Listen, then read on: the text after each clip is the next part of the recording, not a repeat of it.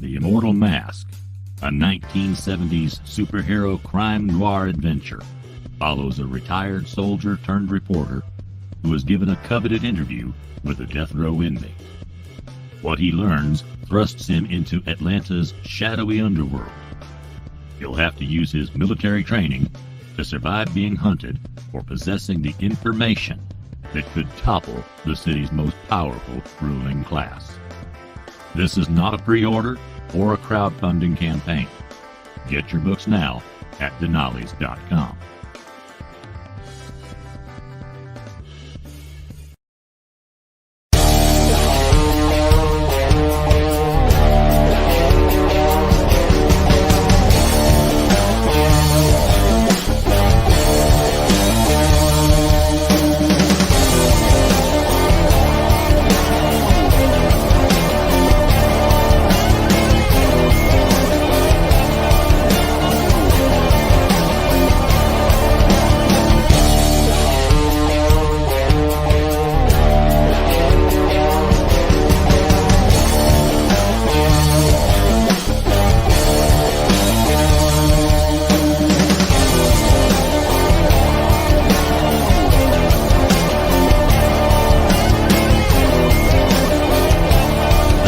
Entertainment Group presents the Madness Comic Network with original programming and additional comic-related content.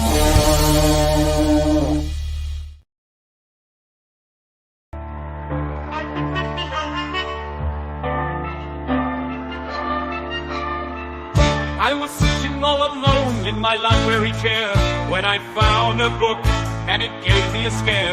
The pages I kept turning, it quite took me in. What was it? Oh, where do I begin? We read the monsters. I read the monsters next door. The monsters. It had short stories galore. The monsters. It's full of horror and gore. The monsters. I read the monsters next door. Oh,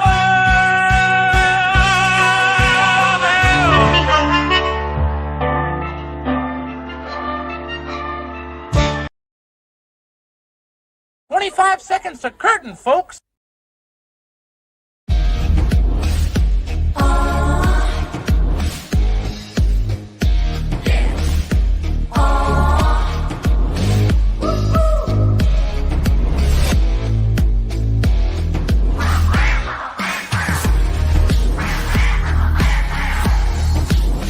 Your favorite podcast is Critical Plus. Ladies and gentlemen, Joe Spiker and Luke Spicer and Luke Stone. As usual, I'm not wearing Spiker. I like Spiker. That's nice. He's a volleyball Joe star. Spiker. I had my Luke ready to go, and it got in the way of the Spicer. It happens when your Joe, I mouth don't runs hear you, fast. man. How you guys doing tonight, man? I'm good. Joe, I don't know if we got your audio or not, man. No, we do not have your audio. I thought you were awful quiet in the pre-show. I'm a very quiet guy. No. I see your mouth moving. We can do ventriloquist act. You can just cover your mouth, Luke, and put words on the screen for whenever. Hi, my name's Joe, guys. I'm my comic book. It sounds like a South Park episode now. So, did you see that new South Park episode? I feel like I've seen it because I've seen enough clips from it, but I've got to seek it out. If it's on HBO Max, then I will definitely see it. But, It's not. It's on Paramount Plus. see, Wow, it's good. if I get all the other streaming options, I might as well just pay for cable again. I mean, I'm telling you, man, they didn't pull any punches. No, It was Joe. quite entertaining. Yeah. No, Joe. Nothing. Interesting. And I Joe's going to be speaking through ASL tonight. So if you're, he'll be doing ASL for everything Luke says. This is something different that you guys are doing here too.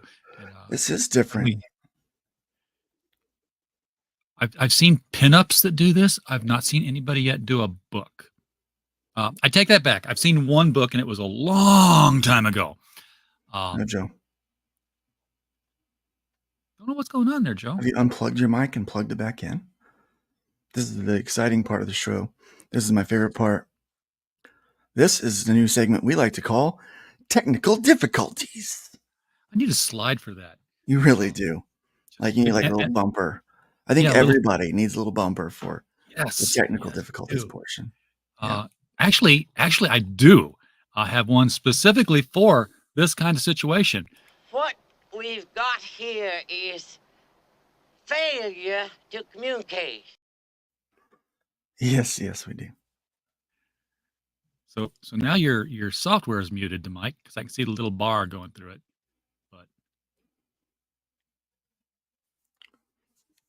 yeah. Nope. You need to unmute it on the software side because you're. Nope. Nope, not in there. Maybe do you have any other audio programs open? Because sometimes they'll stick with your mic, and then like if you had a Skype session open or a Discord, and it was using your mic, then it won't let it go for the other things. Nope, nothing at all. Yeah. Here I just thought he had nothing to say during the pre-show. We could have. Truthfully, Joe is a quiet guy. He's a very soft-spoken individual. No, nothing. No. Try leaving StreamYard and come back in. Yeah, you may have to leave, come back in. See, that's the thing. A lot of people don't realize that it's not. Maybe their problem with marketing isn't that they're not saying anything; it's that they just can't be heard. They can't be heard. Yes, that was quite a big deal today, wasn't it? People talking about the marketing aspect of independent comics and finding your audience. They're always talking about that. Yes. Who's doing it? Well, everyone's talking about it, but nobody's doing it. It's like being in a bizarro world where all day long, all we talk about is, how to find an audience, how to market your comic book. But we're in like this echo chamber of other people of trying well, why don't you just go find people that read books? You know what I did last night? Trick-or-treating. Yeah. I gave out probably 200 Arrow comic books last night. Oh, perfect. There you go. Yeah. All right. I had one. Can you hear me now? We got Joe! I don't know what was going on. My mic was working.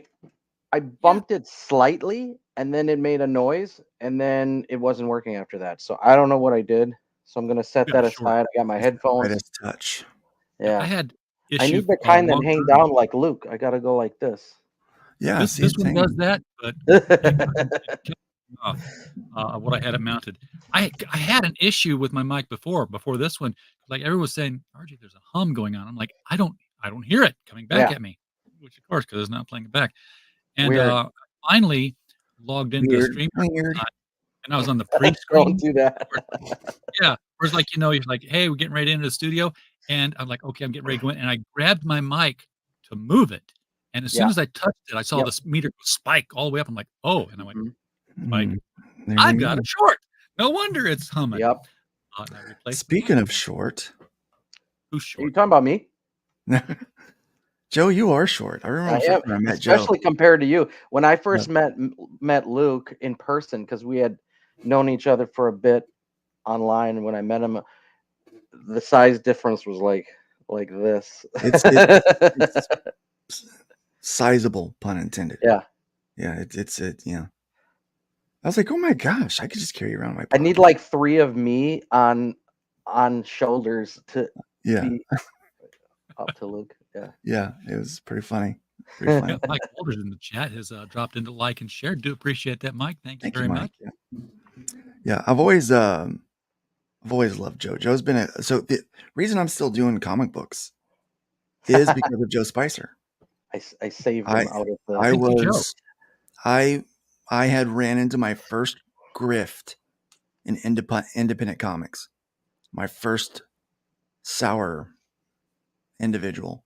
Name and shame. And, I had no idea what I was gonna, that it was even possibility for that to happen. This guy, again, claimed to be Christian, wound up taking some Kickstarter money for a campaign that we were trying to fulfill and not dispersing it to the creator that, and so we wound up having to do that out of pocket. And I was going to leave. Like I was busy with work, with church and stuff. So I was closing things down. And I had pretty much determined that I wasn't going to do anymore. And then Joe got a hold of me and it's like, hey, Luke, let's talk about Hybrids. book. I'm like, you like that book? It's like, does anyone like that book? I don't think anyone liked that book. It was a slow burn, wasn't it? Yeah, it was a slow burn. That's saying that's an understatement. What was hilarious, I only saw one image, and it was just, this guy with no shirt and this beard. Yeah, like the energy coming off. And it just so happens to be that's Joe's thing.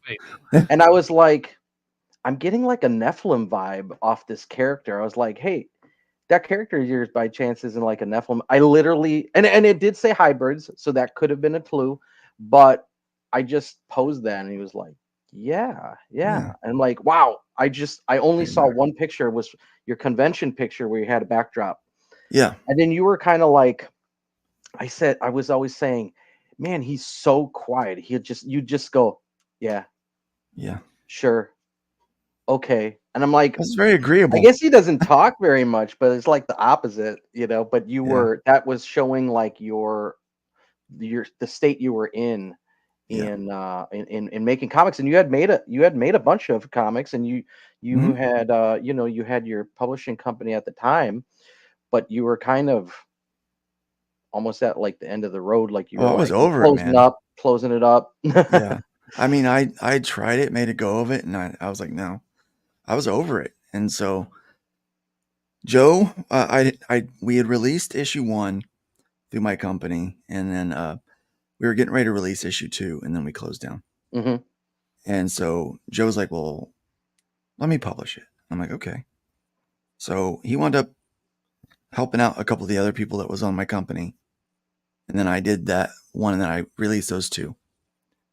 And it was a while. I mean, a long while.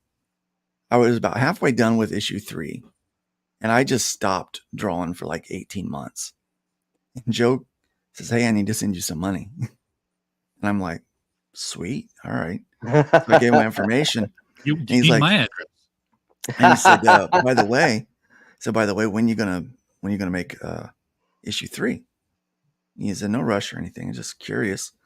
I mean, people seem to be liking this book. And I'm like, really? They are? And he sent me a little bit more money than I expected, enough for a good steak dinner for me and the family. So I was like, heck yeah, I'll make another comic book so I can have another steak dinner. And things were settling down at the church. And so I went ahead and dropped issue 3, 4, and 5 pretty quickly. And then the pandemic hit, and it was just one of those situations where, I always loved working with Joe and the team over at Starcross. I mean, they're great guys. It was never any real negative situation there. I mean, there was one guy that was kind of problematic. Mm-hmm. And he's not there anymore. Yeah, he's not there anymore. He kind of played a small role in running me off. But really the big thing was I needed to, I was kind of, you when you're changing careers, you're kind of at a precipice. Like, well, if I'm going to do this full time, if I'm going to, let's say you're running a small catering thing on the weekend out of your kitchen versus, I'm going to make this a business. We're going to go full time into catering. You have to make a couple of kind of changes that would take you out of your small kitchen and put you in a commercial kitchen, right? Mm-hmm. Scary things, And so as we were talking about that, one of the things I needed was that to find reasonable distribution. At the time, we were thinking Diamond was the way to go, was the only way to go, right? Because at the time, it was the only game in town. So it's like the only way that Diamond would take us serious is if we had a catalog, And so that means we needed to have 3-4 issues of 3 or 4 different titles at the time. And people just weren't really quite ready to do that yet. But so I met so I was like, well, I think I'm gonna have to step out and try to do this, on my own. And then the pandemic hit, and then I took a nap, and but I wound up getting hooked up with IVs. I did get hooked up with some IVs, but prior to that, I did get hooked up with Randy at Arrow Comics. Great guy. Which there was, and a couple other creators, which there was a catalog and a distribution deal that was supposed to be attached to it, right? Well, that turned out to be another grift. Imagine that. People taking advantage of people in independent comics. That's why I've always loved Joe. Joe has never taken advantage of anyone. Like, he's always tried to be very helpful and stand up and take care of people in this industry. He's kind of an example of what you would hope everyone in comics would be like. No, thanks. But honestly, Joe, you are the exception, not the rule. Unfortunately, I think is I think what most people have learned. Mm-hmm. And so, so early on, we were trying to do a connected universe with all of these star-crossed books, and we were doing a pretty good job of it. Yep. We had it going, and really, what screwed that up was that one guy. Yeah, that was who's no longer there. Just like you and your company, you had that too. Yeah, you didn't plan for that to happen. Yeah. Like the second go that we tried to do a little more independent. I had 5 people, 3 of which I'm still very good friends with. One of which has passed on. One of which I speak not of his name. We do not speak of the devil. And but that kind of that soured the whole thing. And so yeah, we had pretty good. Started out pretty strong, and then it just kind of as sometimes you get people in that just aren't the right. They've got other ideas. They're only thinking about themselves. They're circumventing contracts, and they're kind of going rogue with their words and their actions, and you're like, well, hold on a second, that's not what we had discussed at all.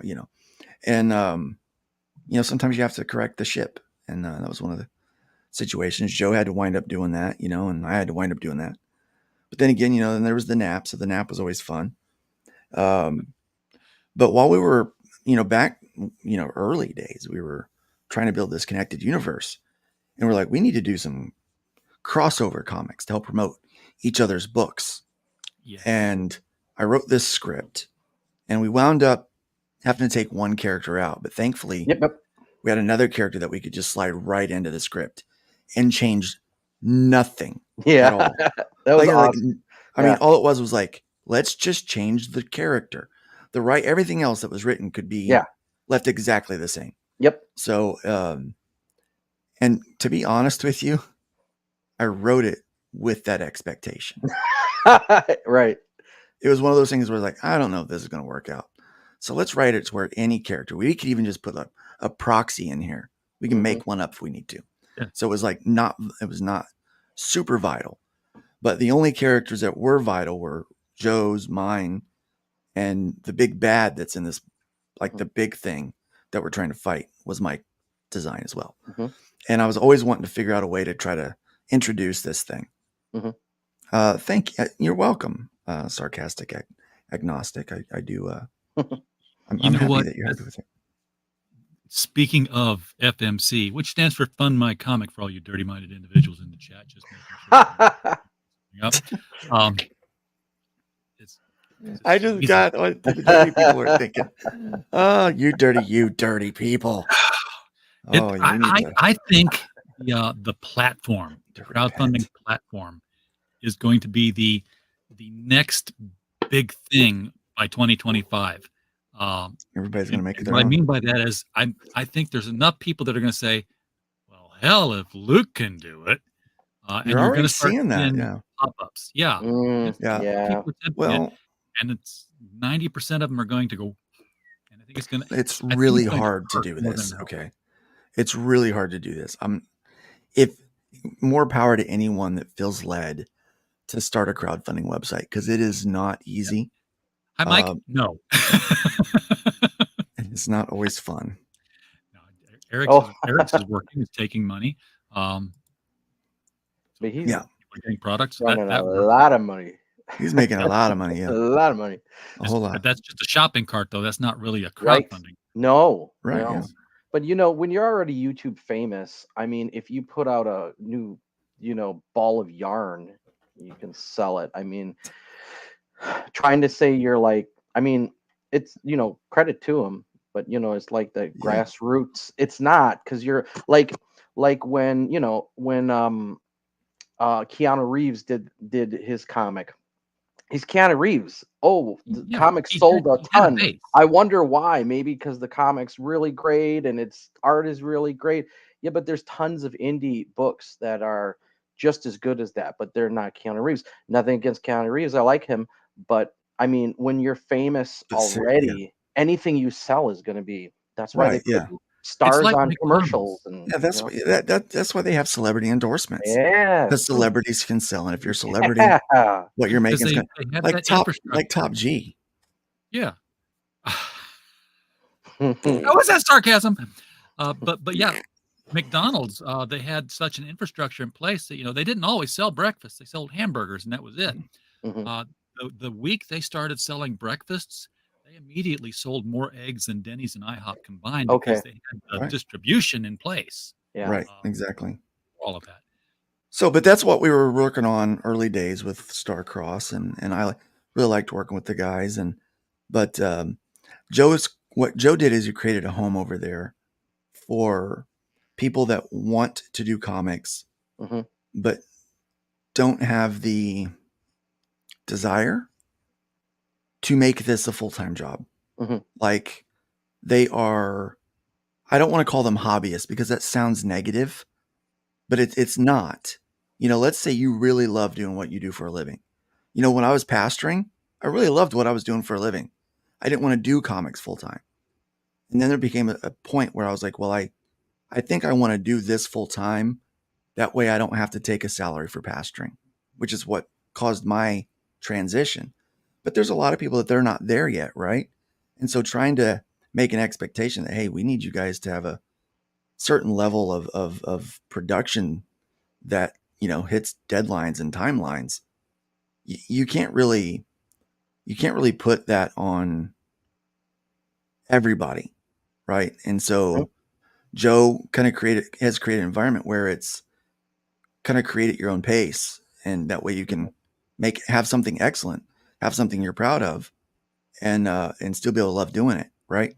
And so, but I was kind of at the spot where I needed to be with some people that were churning some stuff out fast, and some other people that were really, they had a fire lit under them to try to make this a full-time job too.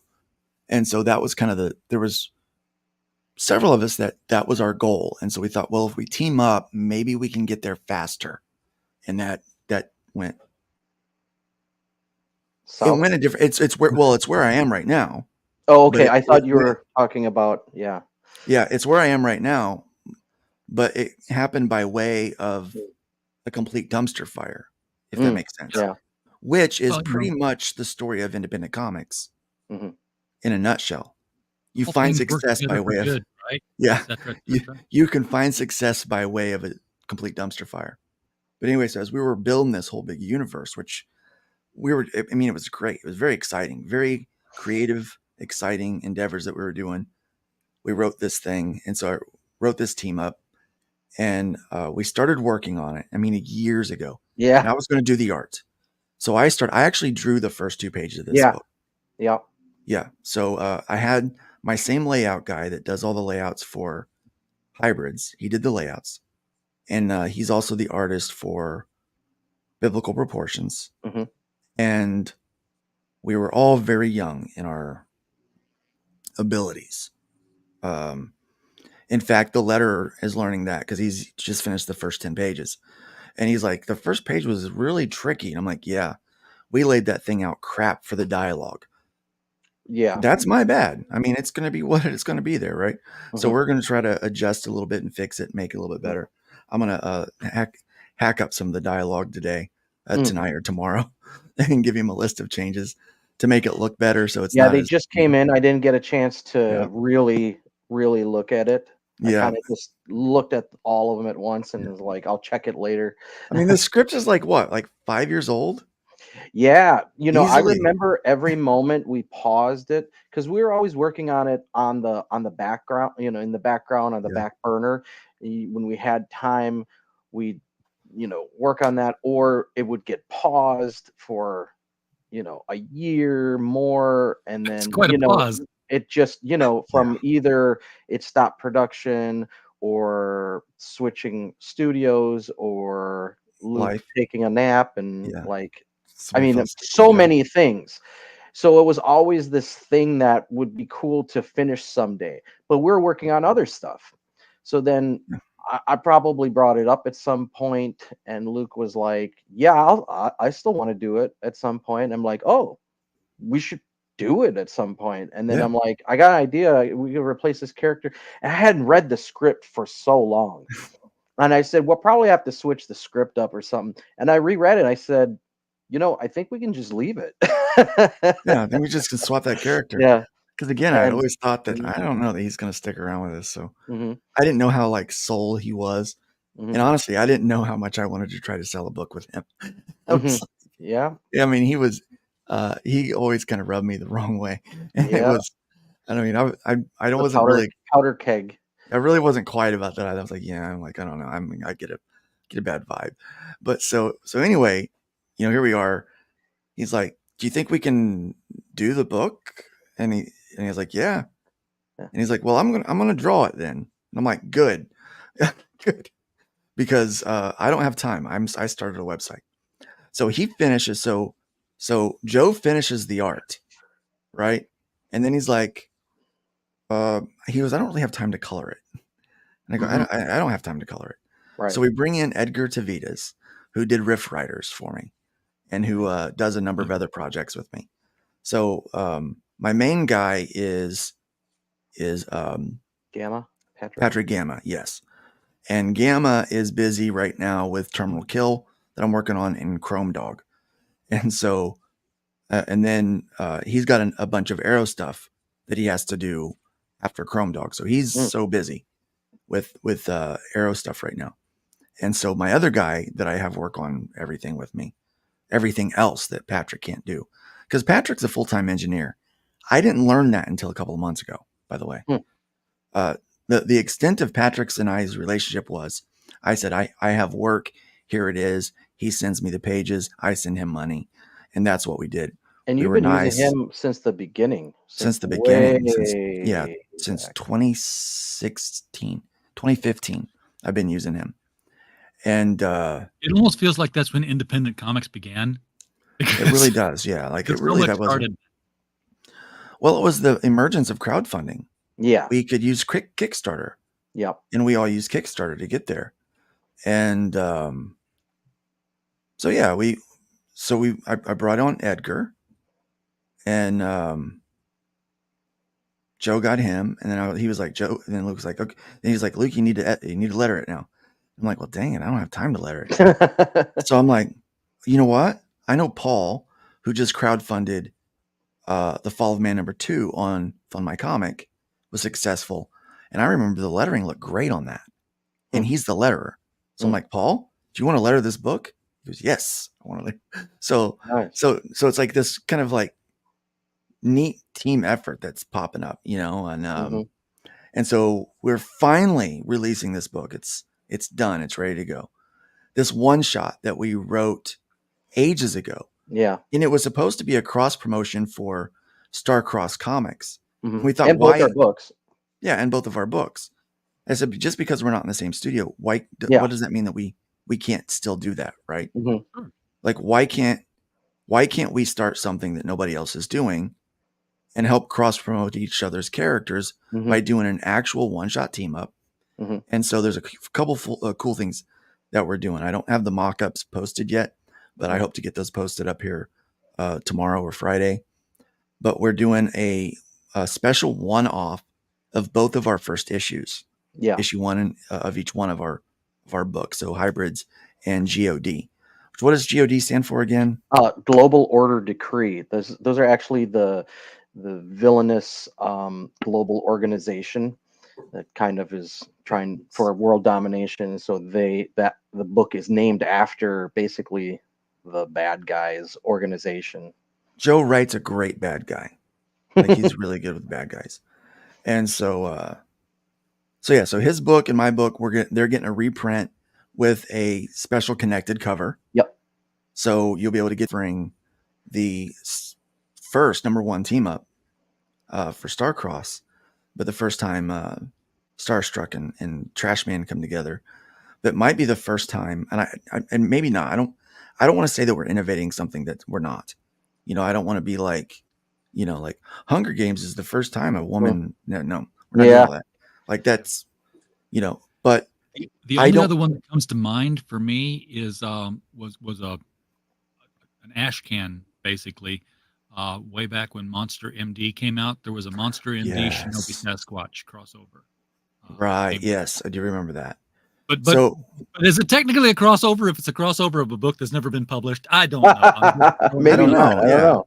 But I think this might be one of the first times that we've seen this in a long time, at least in our circles of, two different creators, two different publishers slamming their characters together for a one shot and promoting their first issues of each line. I'm several issues deep. Joe, I think Joe's several issues deep now with GOD. Mm-hmm. He had already did this amazing thing called Biblical Proportions, where he just had publishers provide characters for this big story. That is, how many issues in now? So it'll be 4 issues to complete the miniseries. So all the scripts are written. Issue 2 will be launching in December, but 3 and 4 are already written and being worked on. Yeah, very cool. And there's actually a joke or like a thing, like an Easter egg, a tie-in in this ash can or in this one shot to Biblical Proportions, because otherwise Starstruck and Trashman wouldn't know each other. Mm-hmm. But Biblical Proportions allows for that to happen because there's this tie into all these other universes. We'll have to put a little asterisk box and say see Bib Pro 2. Yeah. Editor's note. I love those things. Oh yeah. You know what that sold more comics. Yeah, exactly. I love those. Yeah. That was kind of the idea. It's like, well, if we do this, then we put that note in there. People are going to have to buy because the next month, the next book launches, so why not go ahead and get that? Because Trashman's in that book too. Yeah. Trashman plays a much larger role in that book than he did in the first Biblical Proportions. So this is a sort of a universe juncture thing. That's not that they exist in the same universe. They just never met each other. Well, we kind of allude that there's a lot of cave time in this issue, and there's quite possibly this cave could act as a nexus between worlds. What do you think, Luke? Something like that? Something like that, yeah. So we, because you can do anything in comic books, right? Yep. So we've kind of made up that the comic book, like in our comic book worlds, that teleporters use a thing called a rift. Mm-hmm. And the rift is actually more of a manipulation of time, space, and dimension than what we realize. Mm-hmm. A lot of people just use it for space. Some people can use it for time. Some can use it for time and space. And then some can use it for dimension. And then like my characters for the Rift Riders book, they use the rift for time, space, and dimension. So all of it kind of ties together. We kind of use those things to, and that was kind of the idea. Like, we can use this concept to bring all these characters together. And so Joe wrote a great story. Said that you could end this entire crossover with a turn of the page, and there's the Rift Rider stuff. So you two are the guys that are messing around with the Rift. There's so many things that you can do with it, right? So it gives you the opportunity when you kind of create an open door a wormhole like that in your writing to bring in any character from any universe. So anybody that's out there making a comic book right now that has a badass character that you want to play with, and have it like have your guys work together or fight each other. I mean, you could totally do it. I mean, and so hopefully not only are we successful with this book and people buy it, and we sell a few copies, but hopefully it also encourages a lot more of this, because I think that's a great way to promote other creators, other indie people. It's a great way to get to know other characters. We try to do a Faction, I think his name was Chris Faction or something like that, was doing the battle royales of CG characters. And so between this character and this character, who wins? And he had brackets, and it was fun, and so people actually got to learn about these other independent characters that you don't normally get to see, or that maybe you're not unaware of. And I think, but what better way to introduce my readers to Starstruck than with this book? And what better way to introduce Trash Man to Starstruck fans than through this book? I think it's an amazing way to do it. Yeah. Yeah. Back when I was in like high school, my friends that would draw comics, thing we loved to do, we'd draw our characters, and then we'd go, oh, let's do like a crossover, and then we'd draw a picture with my character and his character next to each other on a mock cover. Like there was no comic, it was just a cover, and it would represent the story we talked about. And that was always thrilling. So whenever I would work with other creators, which is how Starcross came together, was like, I want to bring back that excitement of, let's work together, and these two characters are meeting.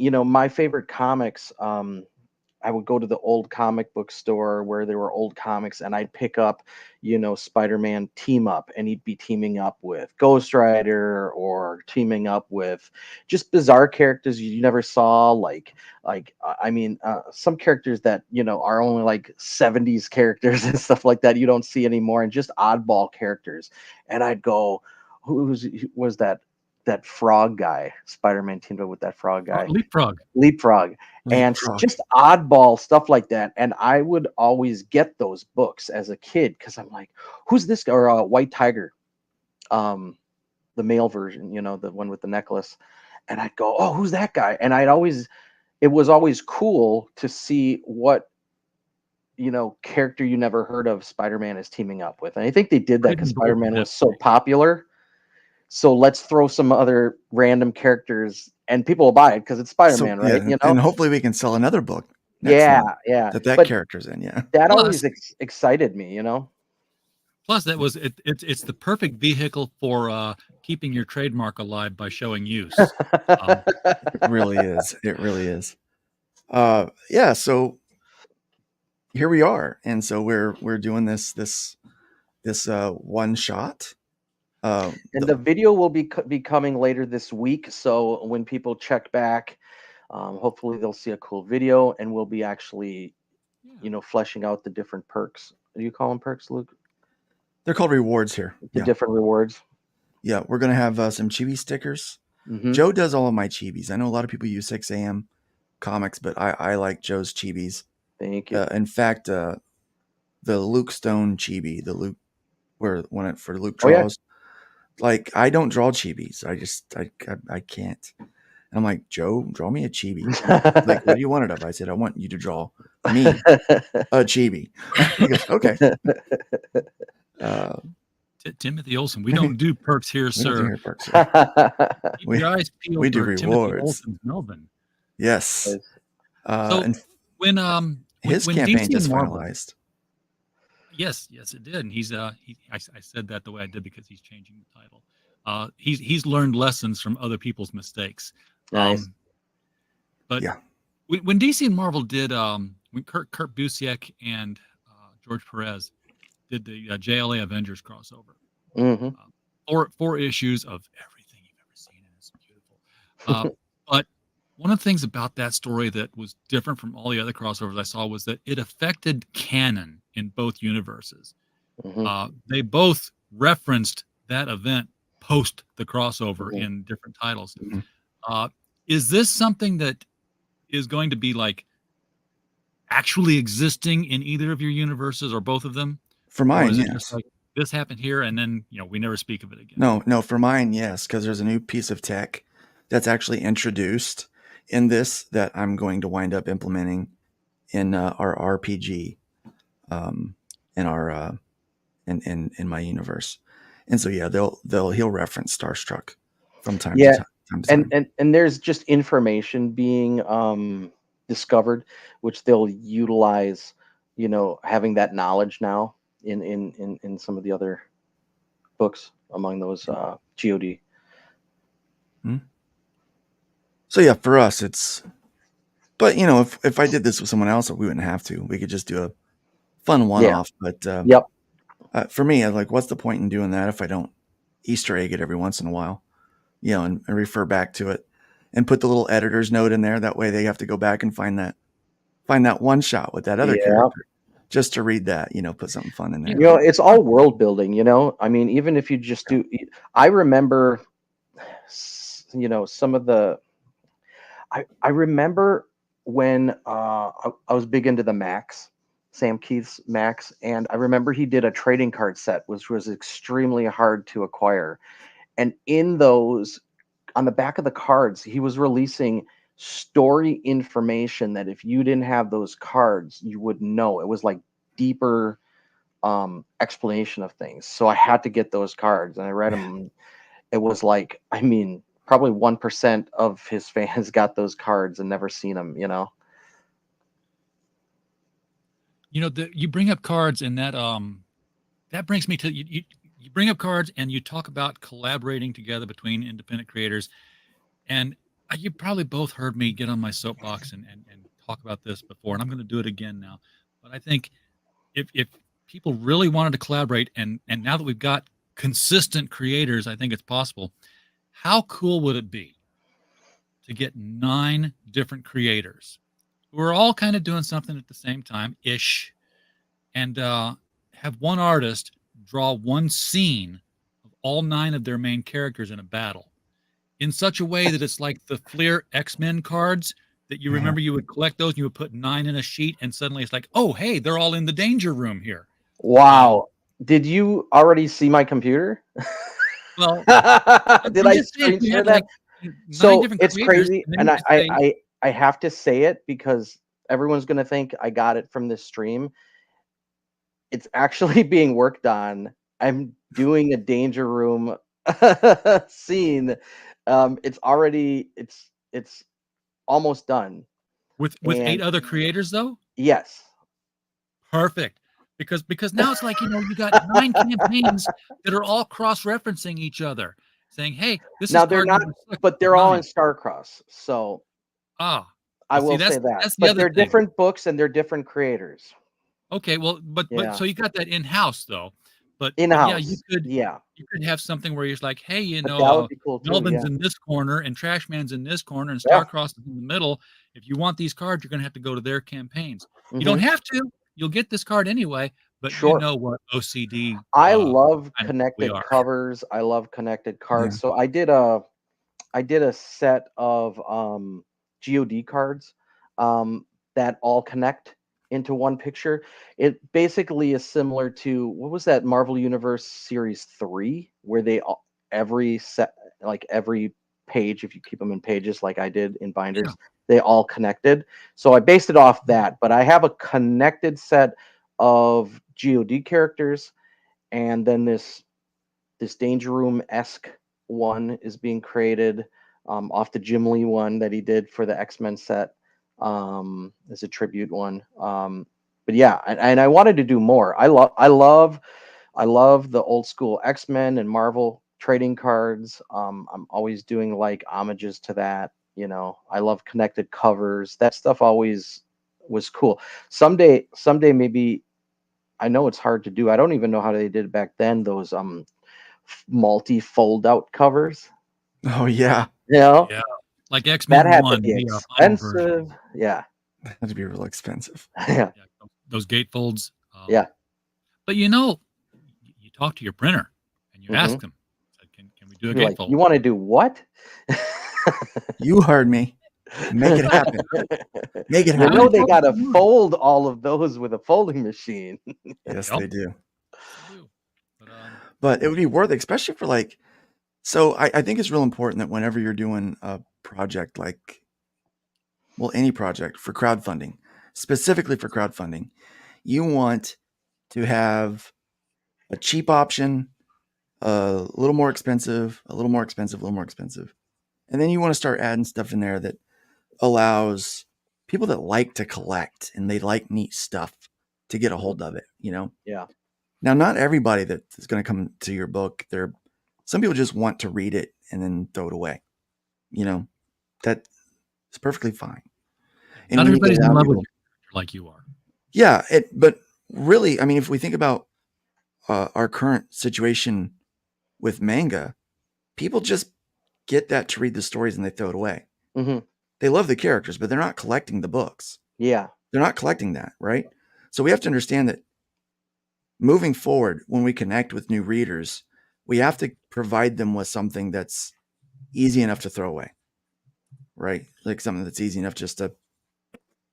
And so we're going to be offering digital. It's going to be easy enough for people just to get, right? Right. And then, but so you need to have like the lower option. And I know that like, you love this book. I don't want to give something for $5 or I can't afford to do it for $5, but like $10. Like we can't afford to do this one for $5 because it's such a low run. It's so limited. It's a one time only. It's only happening right here. So we have to do a $10 thing, but so for $10 you get the book, right? And we always throw in a couple extras anyway. Yeah. But we're going to have the campaign, by the way, folks, I put it in the chat, but it's also right below the video. It's not live yet, but I think it's still the same link you go to take signups. It is, yeah. So you go right there. You see there's this email box right here. See that email box? Just put your email in there and hit subscribe. And we're building a special reward tier that's going to we're going to have a coupon code that we're going to send out to everybody that did an early sign up. And so if you've signed up to one of my mailing lists before, sign up again using this, and it will add that tag to your name. That way I know to send the email to you. Okay. And we're doing trading cards. And we're doing trading cards. So we're actually gonna have one oversized trading card, which is gonna be totally awesome because I've never done an oversized postcard Like trading card before. Mhm.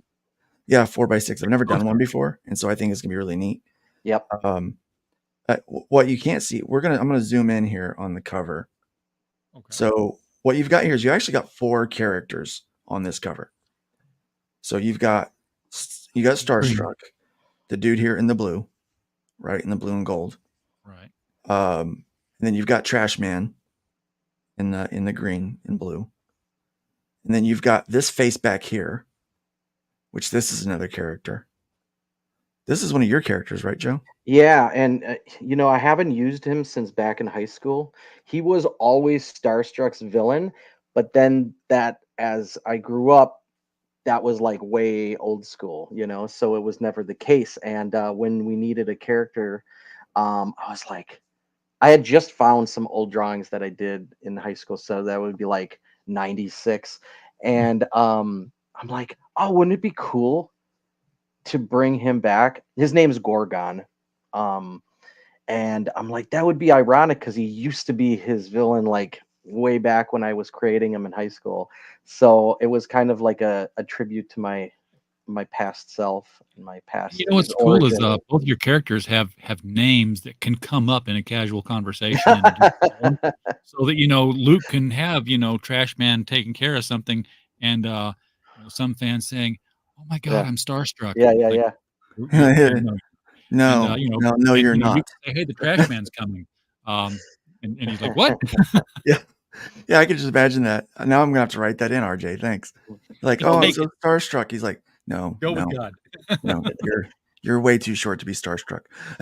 Luke, you were getting to the 4th character. Yeah, the 4th character is this machine down here. This is a sentient machine that is named the Forge. and it was a creation of an ancient Nephilim, and it feeds off of flesh and Nephilim energy. Mm-hmm. It is A Nephilim wood chipper. basically, yeah. Well, it flesh. It's It's a big. lead wood chipper. It's bigger than it looks here. It's It's massive, Mhm. and well, I'll just give a little bit of spoilers in the last 8 minutes or so here. Yeah. So, in the Bible, the Joshua was the one to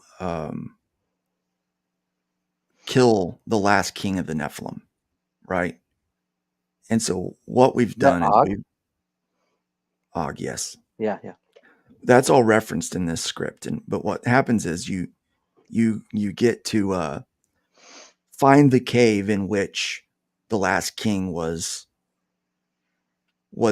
ran off into, and while in there, Joshua and his crew imprisoned this machine that would have threatened to destroy all of God's creation, because that's what it was created. This machine was created to destroy all of creation, God's most favorite creation, which was people. And it was encased in stone, and something let it loose, and so they have to fight it. And so that is the premise of this book. And so we actually talk about the Forge. I liken it to a buddy cop, flick. So you got two big guys that are kind of tease each other. They kind of like working together, but they don't want the other person to know that. So they kind of rib each other, and they're kind of like, I'm better than you, but they actually enjoy being, huh? Are they similar in size? Yeah, they're both pretty big dudes. Yes. I think Starstruck might be a little bit bigger. Yeah. I think Starstruck is actually a little bit taller than Trashman, which Trashman stands 7'1", weighs 532 pounds, nothing but muscle. So yeah, I can see Starstruck saying something like, they do make shirts in your size. Well, you should say, put a shirt on. We're trying to decide on a joke, so we've got a joke in here. Yeah, maybe you can weigh in on this. So we've got a joke in there. Yeah, that I wrote, but we don't know if we're going to put the joke in there on this page, or if we're just going to have them trade one-liners, their catchphrases. Because Trashman's catchphrase is "time to take out the trash." Starstruck's is it's in the stars or something like that. Yeah, it is like what is it? It's sometimes he says like, "Oh my stars," or he says by the stars, by the stars. By the stars, or Great Scott. So, oh no, something with stars, Great Scott. right? Yeah, like that. Yeah. So it's there's an idea to have them swap catchphrases there, which might be funny, but there's a joke I wrote where the bad guy's been monologuing, right? So Gorgon's been monologuing, as all good comic books should have a villain's monologue. And one of them says, well, there's just one. He goes, there's just one big hole in your. He goes, yeah. He goes, there's a big hole. There's just one big. There's a big hole in your plan.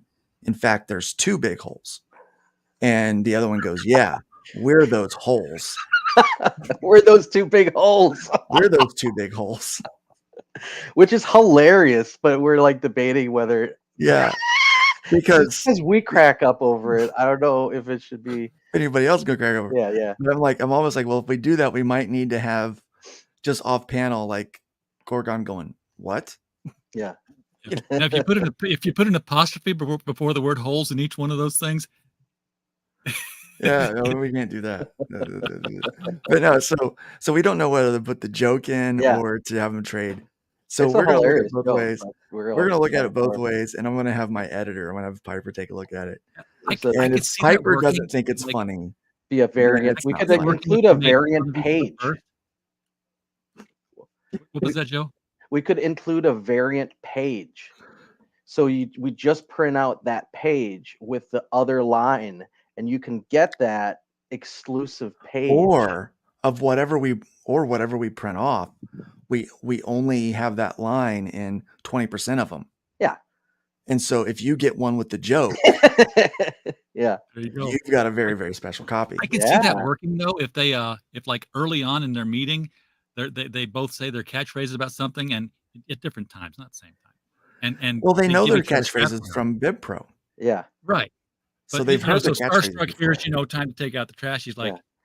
little on the nose, don't you think, Yeah. or something? Yeah. Look at Yeah. me. I'm Yeah. telling you Yeah. guys how to write the story. And then later on, like during the climactic battle, you know, maybe Trash Man gets hit by something. He's like, He does stars, and He does get Starstruck's hit by "Time to something. take out He the does get hit by trash. something. Yeah. Well, they both realize that you know, Trash Man's got one really interesting power, that he's a battery that stores kinetic energy. And so one of the buddies gets to beat up on the other buddy so that they can beat up on the bad guy. Sweet. So yeah. So we've got like 2 pages of them like running from this giant thing. Yeah. And like Starstruck is just pelting a Trash Man with boulders and rocks, and he's just you know, and he's like bring it on, man. Yeah, It's like we that's got to cool. do it. Yeah. But no, Yeah, there's a it's lot of fun. good It's a lot. fights. There's a lot of good fights in this issue. So you get to see, you know, sometimes you see big characters that you're like, oh, I can't wait for them to come to blow, and they just talk through the whole book. But I Yeah. mean, when they're talking, it's important, interesting information being delivered.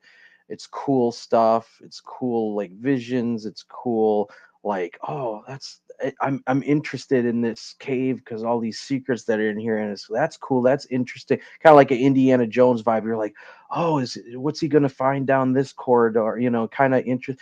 And then you get lots of fighting. You get lots of battle. You get lots of, you know, their different skill sets. You know, their different back and forth. Their different techniques, and then you get a lot of danger. And you know, it's great. It's got a great finish.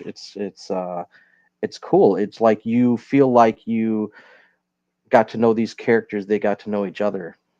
Yeah, there's closure, but at the same time we leave an open thread so that we can come back and revisit this again if we want to.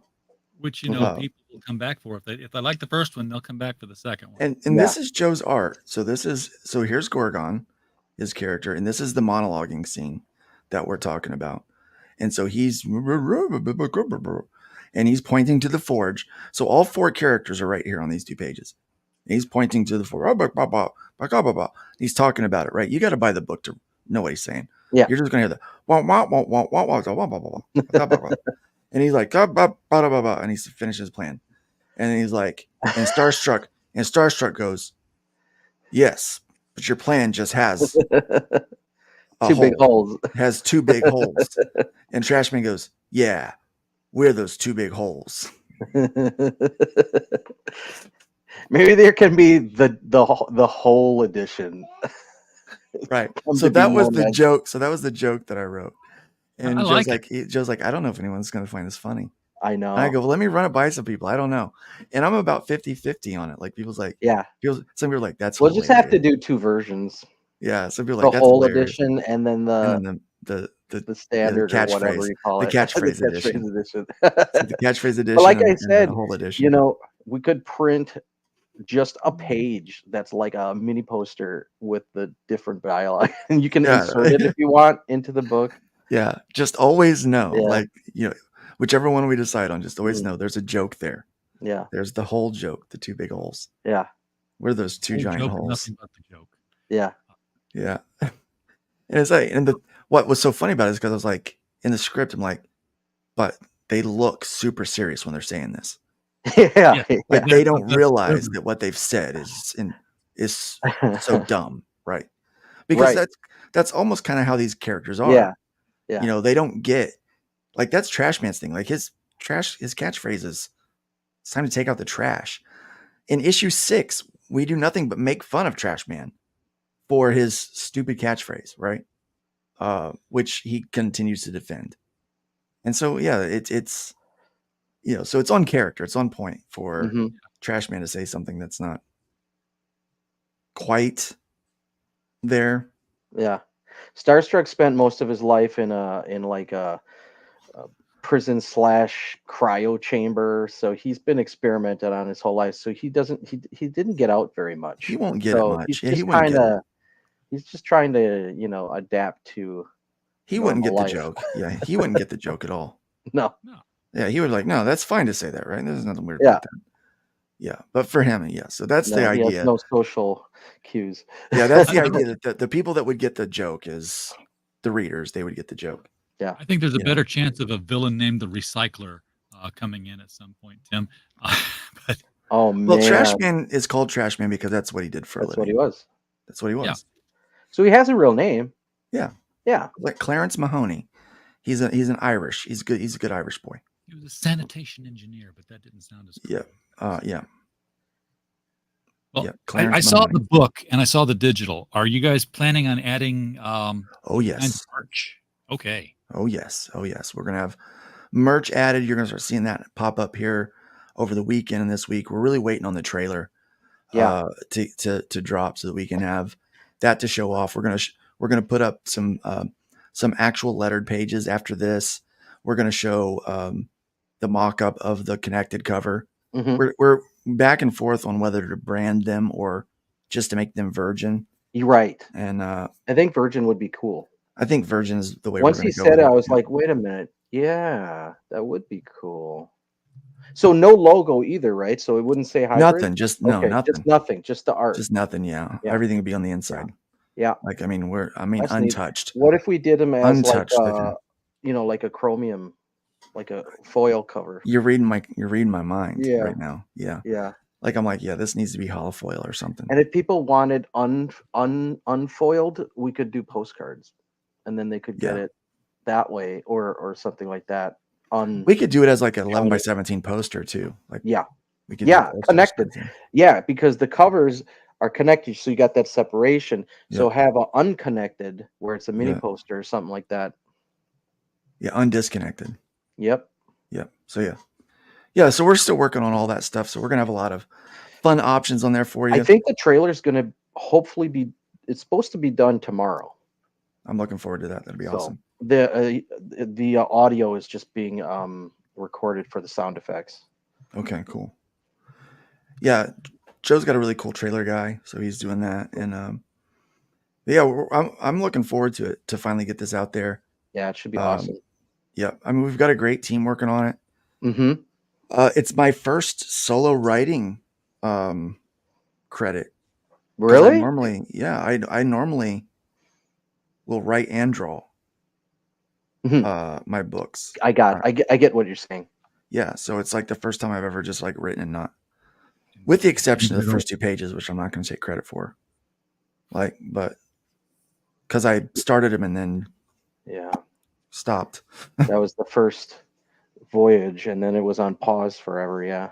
Yeah, I never like leaving something lay, I'm like, let's get this off the table. I don't care how long it's been there. No one's seen it. Let's do it up. It was Got a 5-year-old story that I'm doing that to right now. Yeah. Yeah, It's not a 5-year-old story to the people who end up reading it finally. So right, yeah. And this is also cool because now I'm able to get Edgar on a hybrid style story because I'm thinking about using him for some of my other spinoffs that I'm doing. Patrick will be on hybrids for forever until he's done. But it's nice to have somebody there in the wing, that kind of gets the vibe. And I think Edgar really captured the glow and the feel and the atmosphere of the book. yeah, I story like that we the have. dark style because they're in a cave. So it needs to have that, you can barely make things out. So I was hoping for that. So when he did, I was like, oh yeah, that's what I wanted. Yeah. At the same time, I mean, you can see like this glow, this static shock from the wall of the cave that happens, and this nice little flashback scene. Yep. Gives a lot of depth of understanding on that flashback scene. Oh yeah. So very cool stuff. Oh yeah. I'm excited about the book. I really am. And I hope other people get excited about it too. We're going to be launching on the 9th on Michael Bancroft's show. Then we'll be running this thing just for 28 days through December 7th, because right after that, Bib Pro 2 is launching Yep. either right before or right after. And so we're both going to be trying to push Bib Pro because we've both got characters in that, obviously. Right. And You guys are busy. You guys are, Yeah. and like Luke's working on one book. It's like the first book that I've ever seen crowdfunded. I'm like, when does this book come out? And Luke knows what book I'm talking about and why I'm saying that, because I really want to see Out of Obscurity. yeah. Oh, we're almost done. Like I think one more page of colors for yours. Yours takes so long. Really? I thought mine would be the simplest because it's all you. Well, it would have been, but I had to learn how to do old style. So how I'm coloring your story in the clock is I'm actually layering CMYK. I'm layering dots and lines. Oh, wow. Okay. Yeah, to make those colors so that it looks exactly what it would look like if it were printed. You remember my note about the suits of the bad guys, right? Yeah, they're all white. Yeah, it's all the same color. Yeah. Cool. Nice. So yeah, so it's before we get them lettered, I'll have you approve pages though. But yeah, so that should be ready soon. We're still Coming doing from Arrow. some. Yep, coming from Arrow Comics. Out of Obscurity. It's a fun one that we're working on. It's getting bigger, so we're waiting on one more story to get added. So there's Really? one more story getting added, yeah. So I thought it was like done and in post production now or something. pretty much. I mean, it's. Is there a cover? Yeah, we've got a cover for it and everything. Is it It's- released or no? Not released. The cover. Yeah, Oh, it was it on. is. I can pull that up. It's been funded for a Maybe while I've now. seen it, but just didn't remember the title. Oh, it helps if I spell out correctly.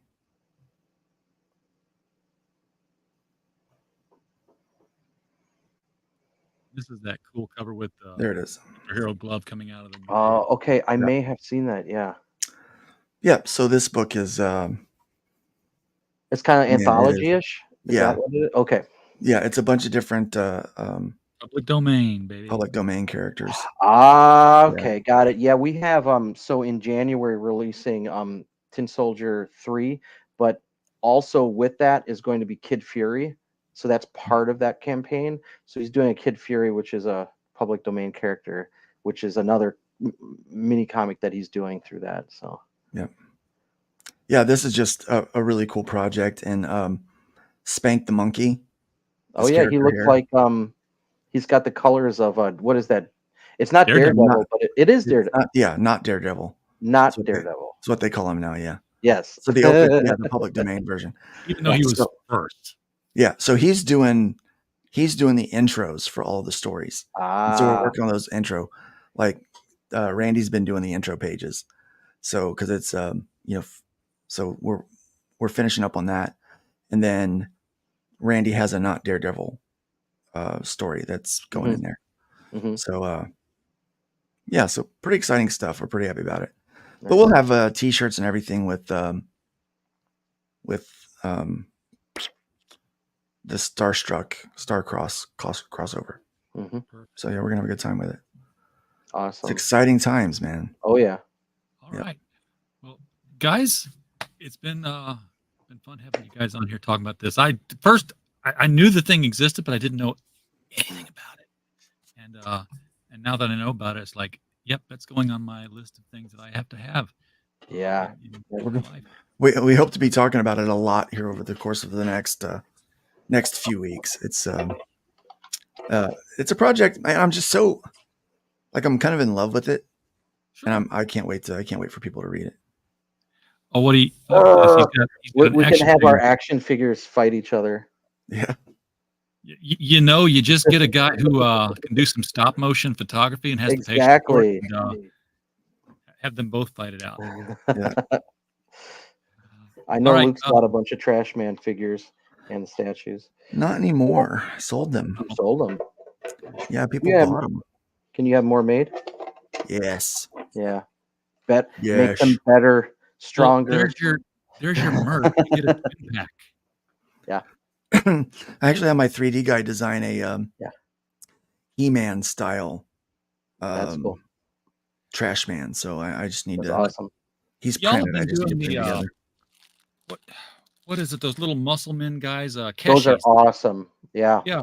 Those are so popular that I love 'em. Wendy's went out and did a whole set of them for the DC Comics characters. I Huh. put them in kids' meals. I drove from here to St. Louis and back, and I stopped at every Wendy's along the way until I had a whole set. Wow. Those are out now? They were out a couple of weeks ago. Are they still? I don't know. I'm gonna check out Wendy's. There's 6 boxes, and you have to look at the bottom of the boxes. It'll have a number 1 through 6, and that number will be in a colored circle because they made them in green, blue, and purple. Yep. So if you want all of them the same color, then you have to make sure that you get the number the same color when you ask for it. So you just ask for it's like a Happy Meal, basically? So yeah, it's the kids' meal. They don't Yeah. sell the toys separately like McDonald's does. No. But like this Catwoman here, I'm like, okay, she's in green. And I'm like, I don't care that they're all different colors. I'm having this internal fight with myself. Do I paint them or not? No. Because I could have a lot of fun painting these. The fun is that they are a single color.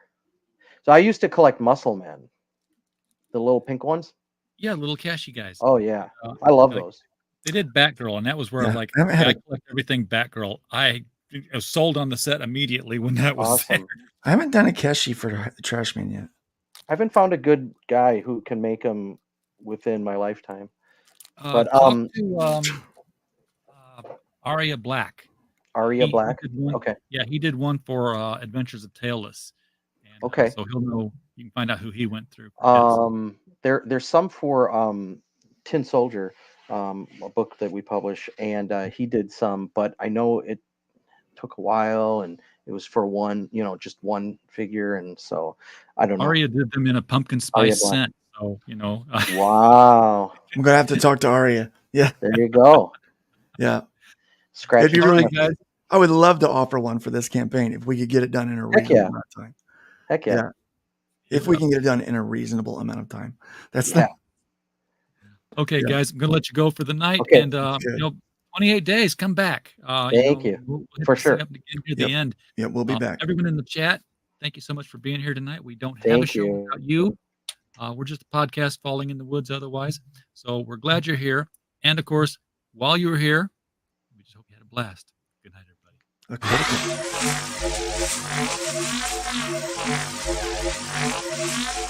Okay.